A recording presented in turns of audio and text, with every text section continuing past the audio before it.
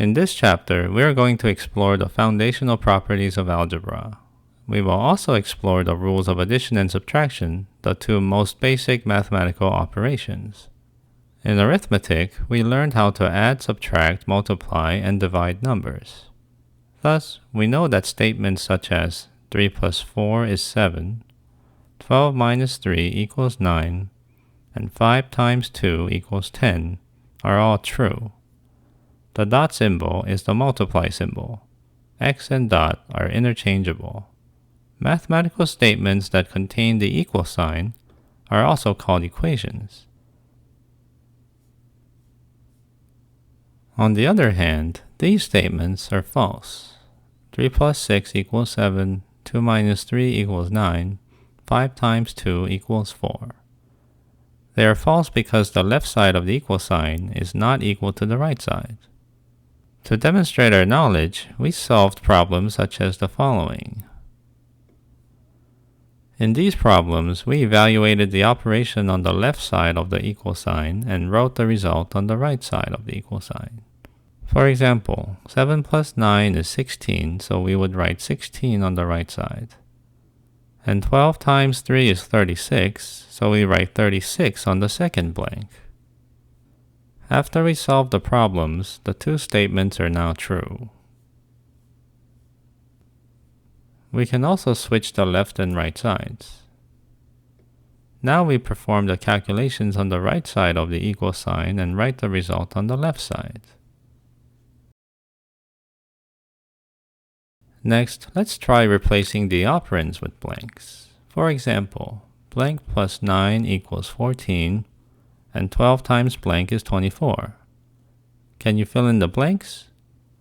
Since 5 plus 9 is 14, the first blank is 5, and the second blank is 2. Sometimes blanks are not expressive enough. For example, consider the following set of equations. The first equation has 2 blanks. We don't have enough information to fill in the blanks, but suppose that the first blank in the first equation is equal to the blank in the second equation. Then we can first find the value of the blank in the second equation and use it to fill in the blanks in the first equation. It would be nice if the equations can show that 2 of the blanks are the same. The problem is that we only have one symbol, the blank, to describe unknowns. We can address this issue by using more symbols. Let's replace the blanks in the first equation with A and B. Then the first equation becomes A plus 13 equals B. Since the first blank of this equation is equal to the blank in the second equation becomes 7 minus A equals 5. We can easily find A from the second equation. 7 minus 2 is 5, so A is equal to 2. Then the first equation becomes 2 plus 13 equals B. Now we know that B is 15. Using symbols made the blanks much easier to track. Here are some more equations. In the first example, x is equal to 5. In the second, y is equal to 2. Pretty simple, right? The symbols are called variables since their values can vary depending on the equation. Throughout this course, we will study equations that contain variables and try to find their values. Thus far, examples were simple enough that we could guess their solutions. But guessing is not a good strategy for more complex equations. Consider the following example. Can you try to guess what x is? In this course, we will learn how to solve equations like this example.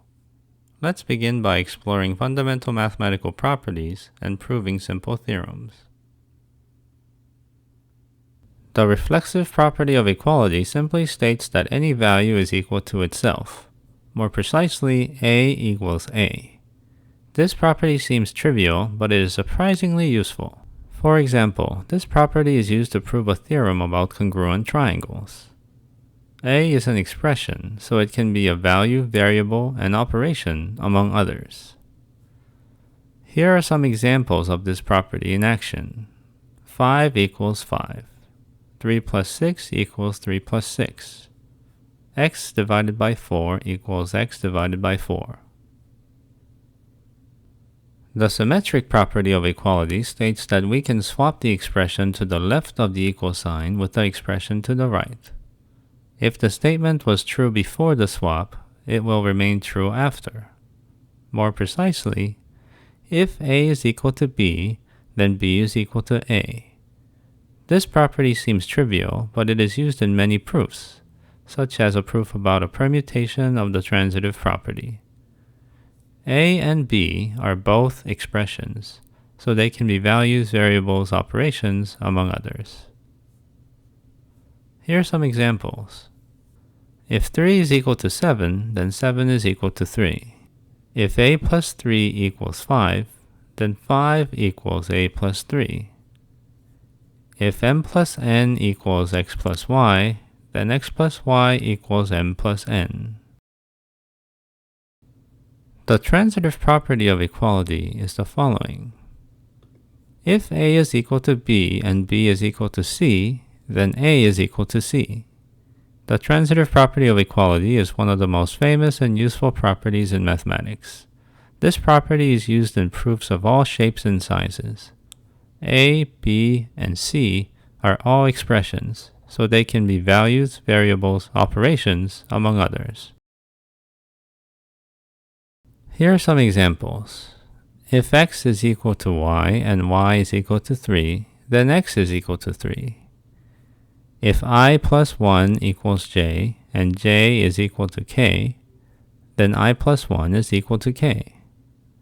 If distance between a and b is equal to distance between x and y, and distance between x and y is equal to 11, then distance from a to b is also 11.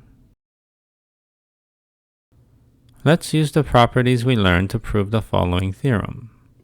If a is equal to c and b is equal to c, then a is equal to b. This theorem is very similar to the transitive property of equality. The only difference is that the terms on the second condition are switched. We begin the proof by listing any givens or assumptions, which are statements that we can assume are true.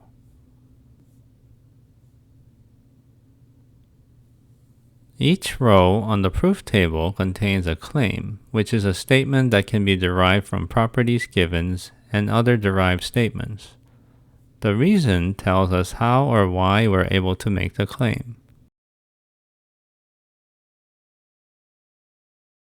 In this theorem, we're given that A is equal to C and B is equal to C. First, we claim that C is equal to B, because if B is equal to C, we can claim that C is equal to B by the symmetric property of equality.